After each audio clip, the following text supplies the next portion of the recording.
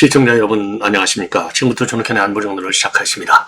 자, 이번 시간에는 말이죠. 우선 이제 이 김민석 당선이 이제 확정이 됐고요. 자, 그럼에도 불구하고 정청래는 완전히 패자냐? 완전한 패자는 아닌 것 같습니다. 왜? 당원들로부터 무려 말이죠. 45%의 지지를 확보했어요. 그러니까 이제 절반 이상의 성공은 이제 거둔 것이죠. 자, 그래서 지금 이제 김민석 체제가 등장했지만은 이 정청래파의 견제도 만만치 않을 것이다. 그래서 당 대표 선거는 졌지만은요. 최고위원 선거는 정청래의 승리라고 봐요. 왜? 3명 대 2명이니까요. 자, 그래서 이제 김민석 일단 뭐 청와대에 이재명이가 앉아있으니까 이 친청계의 목소리가 그렇게 크게 나오지는 않겠지만은 여하간 어쨌든 간에 견제의 지금 견제구는 충분히 확보하고 있다. 이런 말씀을 드립니다. 자, 그래서 이제 총선 공천권은 완전히 이제 김민석 체제로 넘어갔기 때문에 김민석은 시종일관 당청 일체성을 강조하면서 당선이 됐지 않습니까?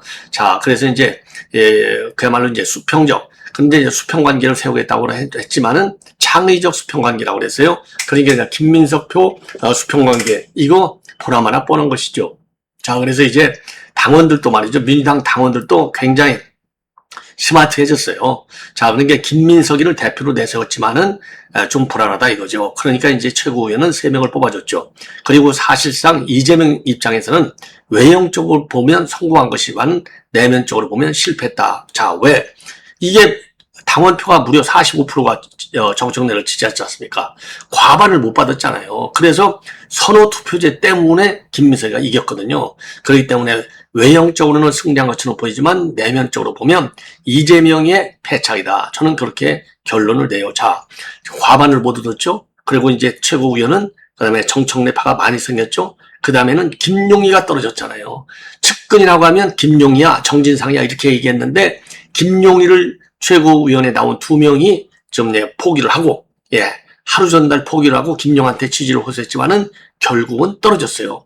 요 김용 견제표, 반대표를 이재명이는 무서운 그야말로 페널티로 알아들여야 되겠다. 이런 말씀을 드리고, 이 관련 내용이요. 이 관련 내용을, 그러니까 이제 제일 중요한 것은 뭐 이러고 저러고 할 것 없이 김민석이가 뭐라고 얘기했는지, 그리고 정청래가 뭐라고 했는지 하고 청와대가 뭐라고 했는지. 청와대는요, 그래서 지금 이제 요 3명 후보를 좀 초청해서 만찬을 갖겠다라고 밝혔어요. 네. 그래서 요 관련 내용을 먼저 말씀을 드리고, 그 다음에 지금 이제 개헌 문제가 굉장히 크잖아요. 뜨거운 감자가 돼버렸는데, 지금 뭐 징계론이 지금 튀어나오고 있고, 그 다음에 이제 문자 폭탄이 떨어지고 있어요. 그러니까, 이 골프를 쳤던 의원들 지금 완전히 방어 전선에 지금 나섰습니다. 그래서 모두가 말이죠. SNS에 장문의 글들을 올려놓고 해명에 나섰어요.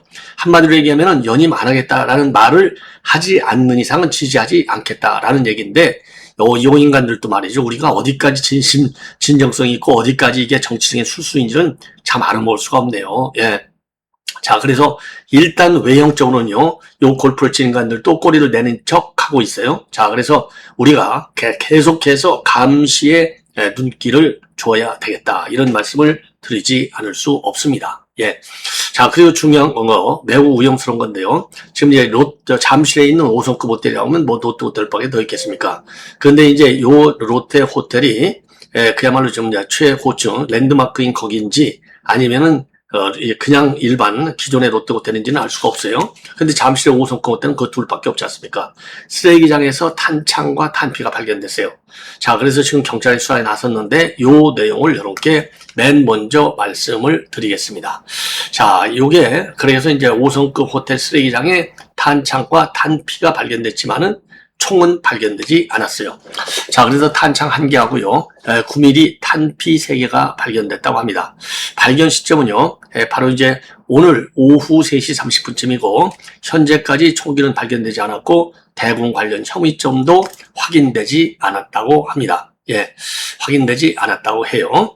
자, 그래서 이제 핵심 쟁점은요, 탄피가 실제로 발사된 탄에서 나온 것인지, 아니면 탄창과 함께 어떻게 호텔 쓰레기장까지 유입이 됐는지가 수사의 핵심이 될 것이고, 이 발견된 물품만으로는 총기 소지, 발사 장소, 소유자를 단정할 수 없기 때문에 경찰은요, 호텔 CCTV나 폐기물 이동 경로, 그리고 투숙객과 관계자 관련 여부를 확인할 가능성이 커요.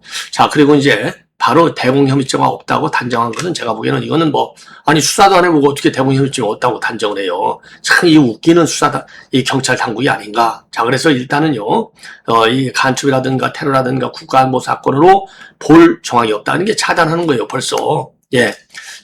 자, 그래서 이 부분에 대해서는 상당히 좀, 유감스러운 그런 표현을, 비판을 하지 않을 수 없네요. 자, 그래서 이제 쟁점이 세 가지인데, 탄피가 발사된 것이냐, 누가 버렸느냐, 왜 대공적인 협의점이 정말 없느냐, 요 세 가지가 쟁점이 되겠습니다. 그래서 발견된 요 탄피 탄창 요거는요, 보도상으로 보면은요, 폭이 약 3cm 정도의 탄창 1개하고 9mm 탄피 3개가 돼요. 그래서 탄피는 일반적으로 탄환을 발사한 뒤에 남는 금속 케이스잖아요. 근데 이제 실제 발사 여부하고 발사 장소는 감식을 해야만이 알 수 있을 것 같아요. 그래서 경찰은 탄피의 격발흔, 배출흔 등 흔적을 감정해서 특정 총기에서 발사됐는지, 그리고 새 탄피는 동일 총기에서 나온 것인지를 따져야 될 것 같습니다. 그리고 다만요, 총기가 현장에서 발견되지 않았기 때문에 현 단계에서는요, 호텔에서 충격이 있었다라고 볼 근거는 없어요. 그리고 이제 호텔에서 만약에 실제로 총격이 있었다 그러면은 이미 신고가 들어왔겠죠. 그래서 이거는 외부 반입일 가능성이 상당히 크다. 이렇게 저는 지금 판단이 됩니다. 자, 그러니까 이제 증거를 인멸하려고 어디선가 총을 쏘고 나서 호텔에 와서 버린 것이 아니냐. 이런 저는 1차적인 판단을 하게 돼요.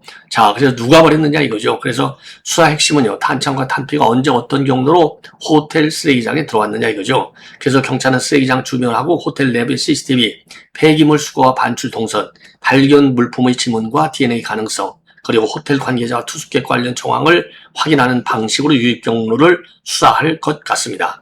가능성은 여러 가지가 있죠. 실제 총기를 사용한 뒤에 버려졌을 수도 있고, 사격 훈련 소지 과정에서 폐기된 물건일 수도 있고, 제3자가 외부에서 쓰레기장에 투기했을 가능성도 배제할 수 없어요. 따라서 현재로서는요, 이거 발견만으로서 특정 범죄나 특정인의 연루를 단정할 수는 없는 것 같습니다. 그리고 경찰이 대공 혐의점 없다 1차적으로 밝힌 것은요, 이제 국가안보 사건이 아니라는 얘기가 되겠습니다. 자, 그런데 이제 여기서 왜 대공수사까지 대공 혐의점을 이렇게 강조하고 나섰는지는 저는 참 이해할 수가 없다. 그러니까 지금 이재명 정권은 무력권하고 김정은 이거 지금 굴복적, 불정적 이거 아니겠습니까? 그러니까 이제 혹시라도 이거 북한 아니야? 이런 말 자체가 나오지 않게 입틀막적 차원에서 이런 얘기를 먼저 한 것이 아니냐. 자, 그럼에도 불구하고요, 이번 총기 탄피의 출처와 유입 경로는 반드시 규명을 하고, 추후에라도 대공 혐의점이 있을 경우에는 여과 없이 국민의 알 권리를 충족시켜야 될 것이 아니냐. 저는 그렇게 판단을 합니다. 예. 자, 이번에는요, 지금 이제 이 개헌, 요게 이제 지금 뜨거운 감자가 되고 있어요. 자, 그래서 연임 포기를 약속하지 않는 개헌에는 반대한다. 일제히 이런 입장을 내놨습니다. 자, 이 해명성 입장을 내놓은 것이죠. 예, 왜? 강성당원들이, 야, 너 개헌 구상에 동조하고 있어? 요것들 안 되겠네? 전부 묵자품 때려가고 이것들 징계해야 되겠네? 이런 지금 불만이 비등하니까, 참, 우선 불을 끄고 보자. 이런 생각이 아니겠어요? 자, 그래서 우선요, 사선의 윤재호 전에 원내대표가 했었죠. 여야 합의 없는 개헌 추진에 단호히 반대한다. 민생 파탄으로 국민들이 고통받고 있다. 지금은 개헌 추진은 물론 개헌 논의를 할 때도 아니다. 그리고 이제 삼선의 김태호가 이거 사실 불을 지른 거예요. 연임 포기가 개헌 진정성의 리트머스 시험지다. 대통령에게 다시 묻겠다. 연임하지 않겠다고 선언하시라. 그런 뒤에 개헌을 이야기하자. 저를 걱정하는 당원과 지지자 여러분들의 말씀을 무겁게 듣고 있다. 대통령과 골프를 쳤다는 사실보다 중요한 것은 그 자리에서 무엇을 말했느냐다.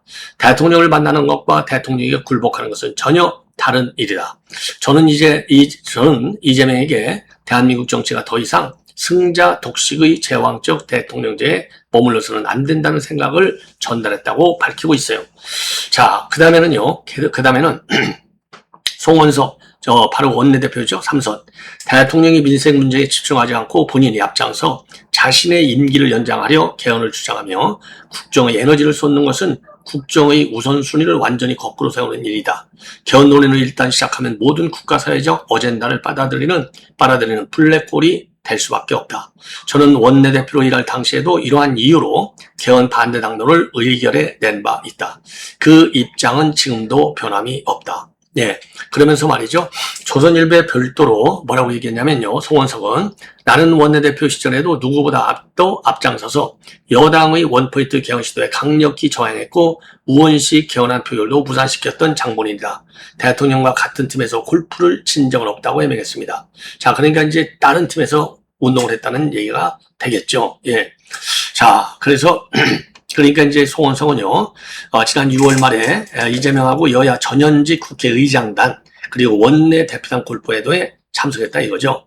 다만 이러지 말아서 이재명과 같은 팀에서 골프를 치지는 않았다 이겁니다. 예. 그리고 지금 윤재욱 의원도 말이죠. 별도로 조선일보에 청와대로부터 전현직 국회의장단 원내대표단 골프회동을 제안받고 원내대표와 일정을 공유한 뒤에 전직 원내대표 자격으로 참석한 공식적인 자리였다. 6월 말은 원구성 협상으로 전국이 꼬여있던 상황이라 우리 당 입장을 전달하기 위해 참석을 결정한 것이다. 개헌이 이슈가 됐던 시기도 아니고 회동에서 개헌 이야기는 나오지도 않았다. 여야 합의 없는 개헌 추진에 명백히 반대한다. 이렇게 입장을 내놨습니다.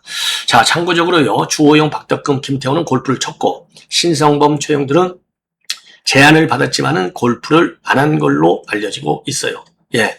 자, 그리고 지금 이제 이 강성 우리 국민의힘 커뮤니티에서는요, 대통령과 골프 친 인간들을 퇴출시켜야 한다. 징계하라. 이런 좌표성 글들이 올라와 있고요. 지금 일부 의원들은요, 항의 문자 폭탄을 받고 있는 것으로 알고 있습니다. 자, 근데 이제 문제는 뭐냐? 예. 이 골프 제안을 받은 의원들이 모두 개헌론자였다는 거 아니겠습니까? 자, 그래서 지금 우리 국민의 당원들이 더 난리가 난 것이고, 김태호를 통해서 이게 딱 까지니까 이재명이가 임기를 희생해서라도 지금 개헌을 해야 되겠다. 그리고 4년 중임 또는 연임 개헌이 맞다. 그리고 이제 내각제라든가 이원 집정부제는 하지 않는다. 이런 얘기는 했어요. 그럼에도 불구하고 연임을 안 하겠다는 얘기는 절대 한마디도 안 하고 있습니다. 자, 그러다 보니까 이제 이렇게 좌표성, 이 폭탄을 맞는 거예요. 자, 그래서 오늘 조선일보 사설을 보면 개헌 논쟁 참전하면서도 연임 안 하겠다고 말 안 한 대통령. 자, 이런 지금 조선일보의 사설이 나와 있습니다. 자, 그래서 이제 우리 국민의힘의 경우에는 이재명의 개헌 카드는 연임을 위한 꼼수다. 헌법은 개헌 당시 대통령이 연임을 금지하고 있지만은 이재명 주변에서는 이를 부정하는 듯한 말이 계속 나오고 있다. 신명재 국회의장은 대통령 연임이 주권자인 국민의 선택 문제라고 지금 했고, 그 다음에 이재명 여러 측근이 비슷한 얘기를 공식적인 자리에서 해왔다. 이재명이가 자기 입으로 연임 안 하겠다고 한마디 선언만 하면 끝날 일인데 단 한 번도 하지 않았다. 예. 자, 그래서 지금 말이죠. 지금 현행 대통령제가 바뀌어야 된다는데 공감하는 국민은 어느 때보다도 많아졌고 한 70% 정도가 개헌에 찬성한다고 답하고 있는데도 불구하고 이번에도 개헌 논의가 제대로 진행되기는 쉽지 않아 보인다. 개헌을 위해 누구보다 희생해야 할 사람이 현직 대통령인데 이재명의 개헌 의도가 사적 동기와 관련돼 있다는 것은 관련돼 있는 것은 아닌지 의심받기 때문이다. 그 의심을 풀 수 있는 것은 결국 이재명 자신뿐이다. 예, 옳은 얘기죠. 자, 그래서 지금 이 개헌에 관해서는요, 일제히 기본사항이요, 이재명이 나는 더 이상 연임은 안 할래. 요 얘기를 하기를 지금 강력히 지금 모든 언론에서 말이죠, 대대적으로 제기하고 있어요. 그래서 중앙일보도 마찬가지로 이 대통령이 연임 의구심 풀어야 개헌 논의가 가능해진다. 이건 기본이죠. 근데 요 기본을 충족시켜주지 않는 이재명의 의도는 뭐냐? 더 하겠다는 얘기잖아요. 그러니까 이거는 절대적으로 우리가 용납할 수 없는 장기 집권의 시나리오가 아니냐, 개헌이. 그래서 어떤 경우에도 말이죠. 지금 개헌, 이런 조건이 있다 하더라도 개헌 논의를 이재명 대통령 채직 중에 개헌 논의는 상당히 위험하다. 이게 저의 판단이 되겠습니다. 자, 이 정도로 해서 이제 요 개헌과 관련된 지금 이제 이 해명문 내용은 이걸로 마치고요. 그 다음에 민주당 지금 이제 전당대회까지 여러분께 말씀을 드리겠습니다. 예. 자, 그래서 우선요, 지금 이제 전반적인 이제 흐름을 보면 지금 이제 김민석이가 1차 투표에서 과반을 못 받았어요. 그래서 선호 투표제까지 까니까 54.08. 그리고 정청래가 45.92. 그래서 8.16포인트 차이로 당선이 됐습니다. 예. 자, 그래서, 지금 이제 김민석이가 당선 일성, 당선 일성을 여러분께 이제 우선 말씀을, 드리면요. 자, 이 수락연설입니다. 수락연설. 당천 관계는 국정의 중심인 대통령과 정부를 지원하는 전면 협력의 창조적 수평 관계가 될 것이다. 당은 이재명과 국민주권 정부의 성공을 위해 뛸 것이다. 그 성공이 국민의 성공이기 때문이다. 정청래, 송영길도 함께 뛸 것이다. 제가 그 장을 넓게 열고 함께 모시겠다. 그리고 5.18 진상규명을 요구하는 20살의 서울대 학생회장으로 공인의 길에 선지 40년 만에 대한민국 유일의 역사 정당이자 세계 최고 K민주주의 선도정당, 예, 그 다음에 민주당의 대표가 되었다. 평생 동지 이재명의 길을 이어 뿌듯하고 K황금시대 사명이 있어 막중하다. 민주당을 바꾸겠다. ABC에서 시작하겠다. 라고 하면서요. A. 생활여력, affordability, 영어로요. 예, 그 다음에 B. 확장, 예, broad. 그 다음에 이제 C. 경쟁력, competence. 요 세 가지 목표를 제시했습니다. 그러면서 오늘부터 매일 민주당은 역사정당, 민주정당을 넘어서 국민의 삶, 책임 정당이 될 것이다. 이렇게 입장을 밝혔습니다. 예. 자, 그다음에요. 그리고 나서 이제 바로 당직 인선을 했어요. 그래서 당직 인선을 했는데 대표 수석 대변인에는 박성준이가 됐고요. 비서실장에는 김태선이가 됐습니다. 예. 자, 박성준 수석 대변인이에요. 자, 그리고 말이죠. 그 일정을 보면은요, 18일 오전에는, 지금 이제 청와대를, 그러니까 이제 민주당 당 대표실에서 강훈식 비서실장하고 홍익표 정부수석을 접견하고, 현충원 참배하고, 그 다음에 김대중 대통령 서거 17주기 추모식에 참석하고, 오후에 5.18 민주묘역을 참배한다고 합니다. 그리고 19일에는 부산에서 현장 최고위원을 주장한 뒤에 노 대통령 묘역을 참배하고 권양숙 여사를 예방합니다. 그리고 이어서 양산에서 문 대통령을 예방하고요. 예. 자, 그리고 오늘 수석 대변인은 박성준 의원을, 비서실장에는 초선의 김태성 의원을 각각 임명을 했습니다. 아주 동작 빠르게 임명을 했네요. 이건 뭐 다 이길 경우에 대비해서 준비해 놓은 것을 이제 언론에 이제 공개한 것일 뿐이다. 자, 이렇게 생각이 들고요. 그 다음에 이제 문재인 같은 경우는 이 경쟁이 당의 단합을 해쳐서는 안 된다. 이런 취지의 발언을 했을 뿐입니다. 자, 정청래는요, 의미 있는 발언을 했어요. 당선된 김민석 후보를 갖다가 진심으로 축하드린다. 앞으로 신임 당대표로서 잘해주실 것을 부탁드린다. 예. 자, 그러면서 말이죠. 우리는 숫자로는 졌지만은 우리의 가치와 열정은 지지 않았다. 전대 기간 동안 열심히 경쟁했고 치열하게 싸웠다. 그런데 우리는 졌다. 전국 방방곡곡에서 알정직 외쳐주신 당원께 깊이 감사드린다. 조직은 바람을 이기지 못한다. 그런데 이번에는 조직이 너무 셌다. 명사수는 바람을 계산하지 않고 화를 쏜다. 제가 명사수가 되지 못해서 여러분들께 한없이 죄송하다.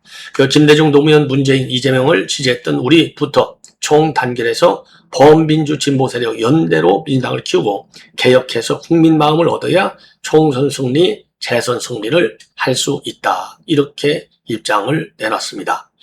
자, 그래서 지금 이제 당 대표 선거가 일단 끝났는데요. 과연 그러면 말이죠. 과연 지금 이제 민주당이 과연 김민석 체제로 일사불란한 게 갈 것이냐? 저는 아니올시다. 예, 지금 정청래 계열의 견제와 압박도 상당할 것이다. 왜? 지금 당 최고위 선거에서 말이죠. 최고위 선거에서 1등에는 친정계의 최민희가 됐어요. 18.35%. 2등에는 진명계의 박선원이가 17.57%.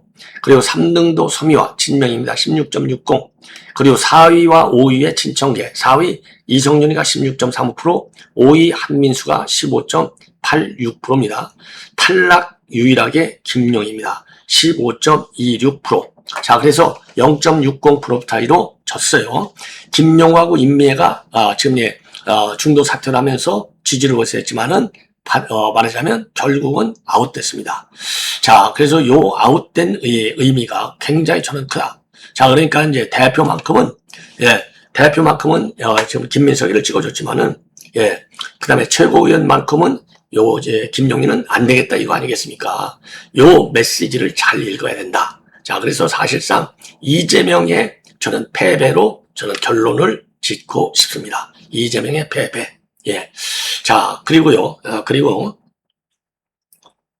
그래서 이제 요 선거는요, 사실상 이재명의 패배라고 저는 결론을 내리는데, 지금요, 조선일보에서 윤태곤, 지금 칼럼니스트예요. 아주 칼럼이 굉장히 좋아요. 조선일보의 칼럼을 정례적으로 쓰고 있습니다. 자, 이게 이제, 좀 정청래 칼럼을 썼는데, 예, 자, 정청래 김민석 싸움의 본질은 무엇이냐? 그래서 내상이 큰 민주당 전당대회인데 정청래하고 최민희하고 유시민은 진영을 지키려고 동분서주하고 있고 대통령 사법 리스크 해소가 진영보다 중하다는 게 김민석 아니냐. 김민석이가 이긴들 더 좋아지겠냐. 이런 회의적 칼럼을 쓰고 있습니다. 그러니까 둘 다 양비론적으로 지금 이 칼럼을 정리하고 있어요. 자, 그래서 이 칼럼의 핵심 주장은요, 민주당 전당대회가 정책 노선 경쟁이 아니라 이재명의 사법 리스크를 어떤 방식으로 다룰지를 둘러싼 권력 투쟁으로 지금 변질됐다. 그래서 저희 윤태곤 칼럼니스트는요, 정청래 측을 강성 지지층과 진영 결속의 대표로, 그리고 김민석은 대통령 관련 기소와 재판 문제의 적극적 해소를 우선시하는 세력으로 대비시키고 있어요. 그래서 정청래, 최민희, 유시민은요, 강성 친명 지지층의 결집과 진영 방어 쪽으로, 그리고 이제 김민석은 대통령의 사법 리스크 해소를 중시하는, 그리고 이제 정치 방식은 정청래, 최민희, 유시민 측은 언론과 비판 세력과의 대결, 개혁 정체성과 충성 경쟁, 그리고 김민석은 공소취소와 같은 정치적 해법의 제기, 칼럼의 비판의 핵심을 보면은 진영 논리에 갇힌 고루한 진영론, 정청래, 김민석은 대통령 개인의 법적 문제를 국가나 당 운영보다도 앞세울 위험이 있다. 그래서 둘 다를 모두 부정적으로 평가하고 있어요. 그래서 정청래 측의 과격한 언행과 진영 대결을 비판하면서도 김민석 측의 공소 취소론이 더 근본적이고 위험한 문제다라는 인식을 갖고 있습니다.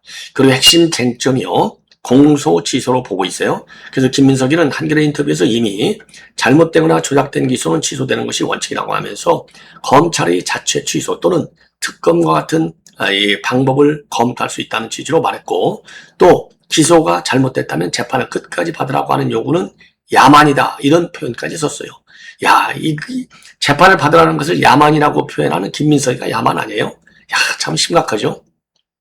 그리고 칼럼은 바로 이 대목을 문제 삼고 있는데, 무죄 여부는 통상 법원의 재판 절차에서 판단되어야 하는데 정치권이 특정 사건의 기소 취소를 전면에 내세우면 권력자가 자신의 사법 문제를 정치적으로 정리하려 한다는 인상을 줄 수 있다는 비판이 되겠습니다.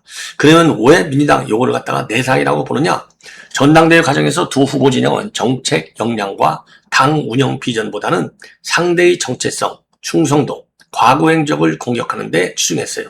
실제 경선 막판의 김민석은 누적 권리당원 득표율이 49.91%로 정청래의 41.51%를 앞섰고 수도권에서는 0.38포인트 차의 접전을 벌인 바 있습니다. 그래서 지금 윤태곤 칼럼이 보여주는 내상은 세 가지로 정리가 됩니다.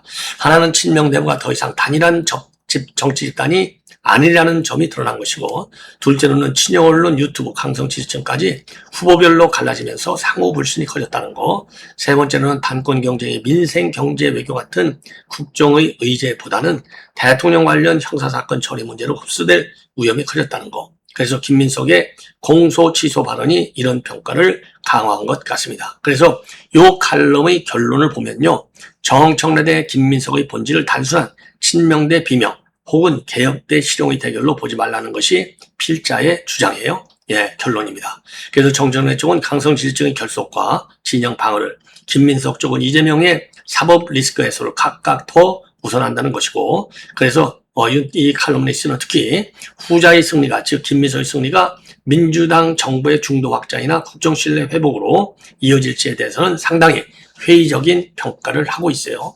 회의적이라고 하는 평가, 저도 전적으로 동의를 합니다. 예. 자, 이렇게 해서 말이죠. 이렇게 해서 본 방송을 마치겠고요. 이어지는 저희 방송 여러분들의 많은 시청을 부탁드리겠습니다. 대단히 고맙습니다.